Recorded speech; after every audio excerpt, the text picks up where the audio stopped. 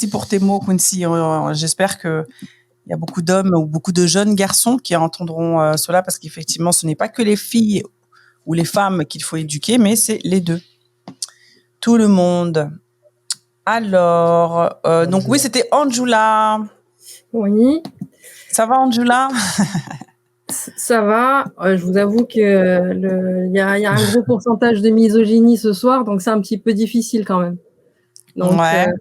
Alors, je voudrais juste rappeler, moi j'ai des chiffres parce que j'adore les chiffres. J'adore les moi chiffres. aussi, j'adore les chiffres. Donc, il y a 37% des femmes sont célibataires contre 44% des hommes.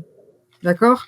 Et dans ce lot-là, l'initiative de la rupture, c'est 47% des fois, c'est la femme et 28% des fois, c'est les hommes. Le reste, c'est les deux.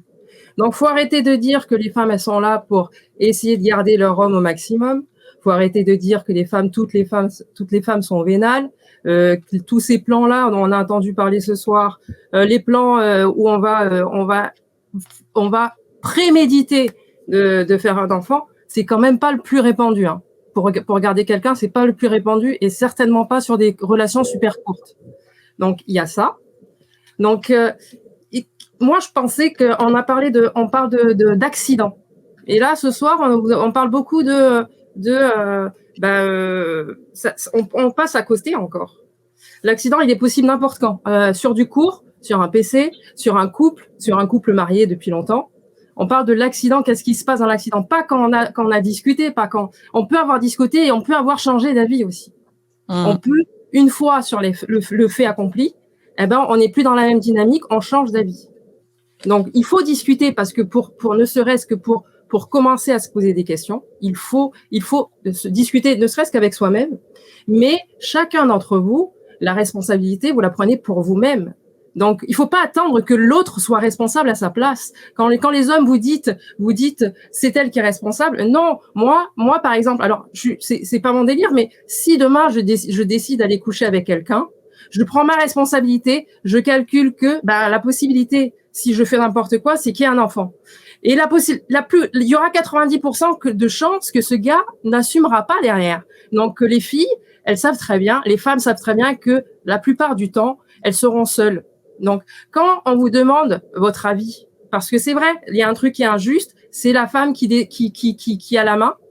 Et je vais mettre des guillemets là-dessus parce que elle a la main, mais elle subit des pressions, il y a le psychologique, enfin, il y a plein de paramètres à côté. Mais supposons, elle a la main. Ce qu'on vous demande, c'est, vous avez deux choix. Si vous êtes responsable, un homme responsable, tout ce qu'il a à dire, c'est je suis pas prêt, mais si tu veux aller par là, je t'aiderai, j'assumerai.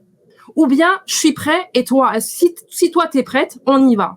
C'est les deux seules réponses quand on est responsable. Quand on n'est pas responsable, c'est moi je t'avais dit que j'étais pas prête, mais elle aussi elle était pas prête. Donc après, je dis pas que les filles ne gardez pas des hommes qui veulent s'en aller, laissez-les fuir. Après, il faut pas se dire, j'ai entendu tout à l'heure, si le gars il revient après 10 ans, il revient avec une fleur à la bouche et puis il va récupérer son enfant. En 10 ans, la femme elle s'est remariée peut-être. Peut-être que son enfant il a été élevé par quelqu'un d'autre. C'est lui le père. C'est pas parce que vous avez mis une graine que vous êtes un père. C'est pas ça un père. Le père c'est celui qui élève et qui aime. Tu vois, c'est celui qui est assuré financièrement, qui était là, qui l'a emmené à l'école et vous étiez pas là. L'enfant qui se retrouve élevé par quelqu'un d'autre, il est stable, il est bien, mentalement, psychologiquement, il est bien. Et vous allez arriver 10 ans après, en vous disant, c'est moi. Je suis pas sûr qu'il est bien, mentalement. Écoute, moi, tu sais quoi? Allez, je voulais pas en parler parce que j'aime mon père, mais mon père, celui qui m'a élevé, c'est pas mon père biologique. D'accord? Et je ne connais pas d'homme qui aura donné autant d'amour que ça. Dire que le père biologique a de l'amour pour son enfant, mais c'est pas vrai. C'est pas vrai. C'est pas tous les pères biologiques qui ont de l'amour pour leurs enfants. Ah non, mais c'est pas ce que j'ai dit, hein. Mon père m'a donné son nom. Il a choisi de me donner son nom. Et jusqu'à présent, il est support. C'est lui, mon père. J'ai un père biologique que j'ai connu, mais ce n'est pas mon père. Ce n'est pas mon père. Si vous voulez, quand on vous annonce, tu vas être papa, vous prenez la tangente et puis après, vous estimez que vous êtes père, c'est pas ça être un père. De la même manière que une mère qui s'occupe pas de son enfant, c'est pas ça être une mère. C'est pas le sang qui vous donne le titre d'être mère. Alors je sais pas, j'ai beaucoup entendu parler. En Afrique, c'est comme ça. Bon, moi, les Africains que je connais, il fonctionne pas comme ça, mais supposons, parce qu'on va me dire, je peux pas parler parce que moi, je viens plutôt des Antilles. Moi, là où j'habite, les enfants, ils peuvent être élevés par les tantes, par les sœurs, on peut élever le cousin. Ça n'a aucune importance. Et ils sont heureux. Vous voyez?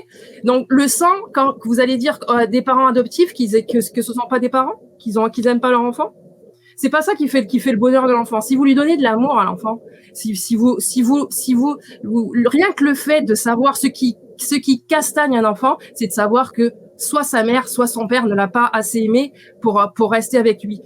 Soit son mère, soit sa mère, son père ou sa mère l'a abandonné. C'est le manque, c'est ce doute sur l'amour, parce que on vous raconte depuis petit que les parents aiment leurs enfants. Il y a Disney qui vous castagne ça tous les jours. Dire les bons parents aiment leurs enfants. Donc grandir en sachant que soit sa mère ou soit son père ne vous aimait pas, c'est ça qui est dur. C'est ça qui est dur. Donc le père qui revient 10 ans après pour rappeler à son enfant, oui bon, je te voulais pas trop, mais bon là je suis là, bah qui reste chez lui parce que son enfant il va bien. Ok. Donc, bah, merci beaucoup Angela. On va laisser parler une autre personne et après si tu es encore là, du coup tu pourras re-intervenir. Mais merci beaucoup en tout cas Angela d'avoir partagé cette partie de toi qui est quand même très personnelle. Du coup, Flex, avec ton maillot.